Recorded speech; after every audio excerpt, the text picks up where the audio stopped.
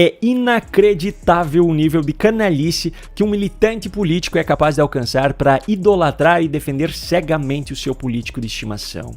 Você provavelmente já está sabendo de toda essa história, mas por garantia eu vou contextualizar muito rapidamente. A Receita Federal publicou uma instrução normativa intensificando o monitoramento sobre movimentações bancárias de pessoas físicas acima de R$5.000 por mês e de pessoas jurídicas acima de R$15.000 por mês. Quando esse fato começou a repercutir, houve grande mobilização popular contra a medida, e essa pressão veio por parte de pessoas de todos os espectros políticos. Não era uma questão de direita contra a esquerda ou vice-versa.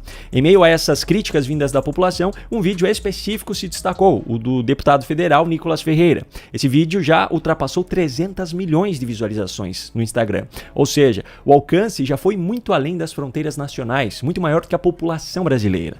Enfim, a pressão foi tanta que o governo decidiu recuar e revogar a medida.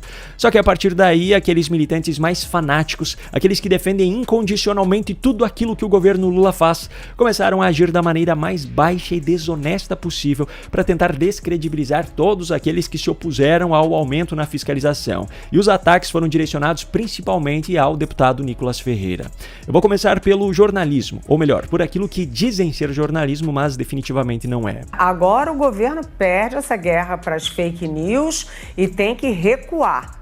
O recuar nunca é bom. E aí o Haddad, inclusive, lembra o seguinte, né? Olha só, o Donald Trump, quando foi eleito agora, ele teve 5 milhões de visualizações.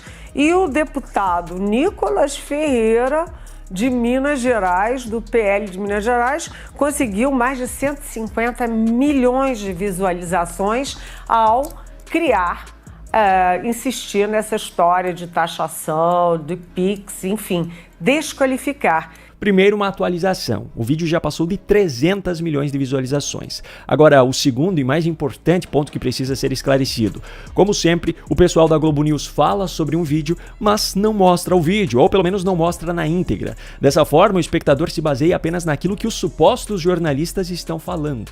Cantanhede falou que Nicolas insistiu na história de taxação de PIX. Ao insistir nessa história de taxação, de PIX, enfim. Quando, na verdade, o que o Nicolas fez no vídeo foi exatamente o contrário. O governo Lula vai monitorar seus gastos com cartão de crédito e PIX, que movimentam acima de R$5.000 para pessoas físicas e R$15.000 para empresas. Isso todo mundo já sabe. E não, o PIX não será taxado. Só que ela não apenas criou uma mentira absurda sobre um vídeo que está aí na internet para que qualquer pessoa possa conferir, como ainda usou essa mentira como base para a criação de outra maior ainda. E aí há uma pressão que é de partidos políticos, mas que encontra eco dentro do governo para criminalizar essa posição, essa desqualificação que o Nicolas Ferreira fez. Por quê?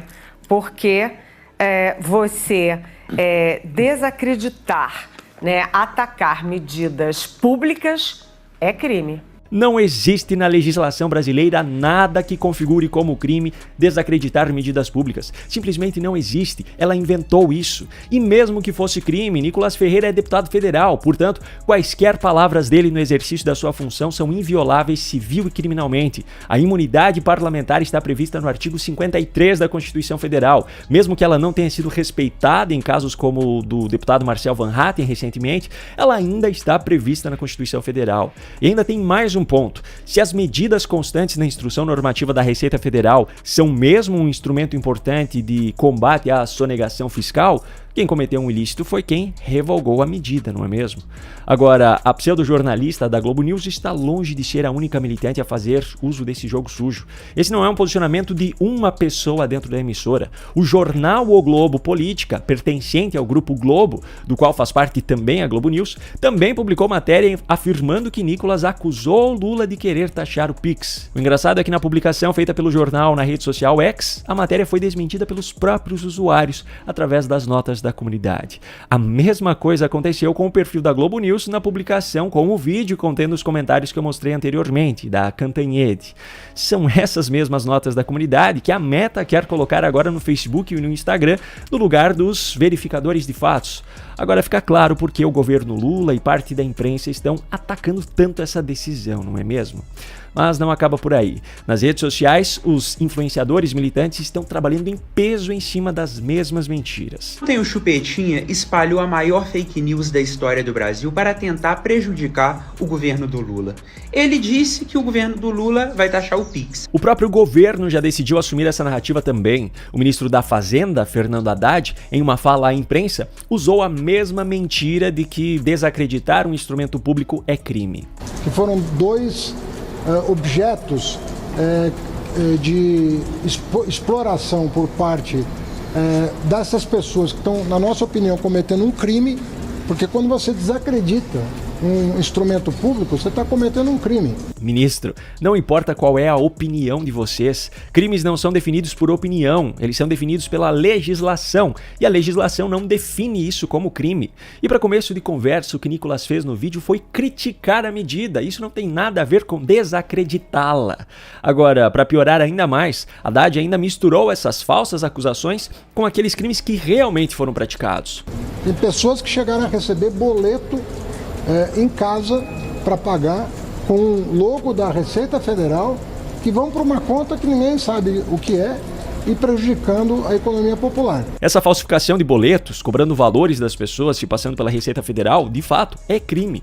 Só que não foi essa a história da fiscalização da Receita Federal que fez com que esse crime começasse a ser praticado. Uma prova disso, eu recebi no dia 6 de janeiro um e-mail de alguém se passando por uma empresa de contabilidade com um boleto da Receita Federal contendo os dados da minha empresa com a cobrança de um imposto referente ao mês de novembro. É o mesmo tipo de golpe que eles estão se referindo agora, só que praticado muito antes do vídeo de Nicolas e também de toda a repercussão desse caso. Esse tipo de golpe já acontece há muito tempo.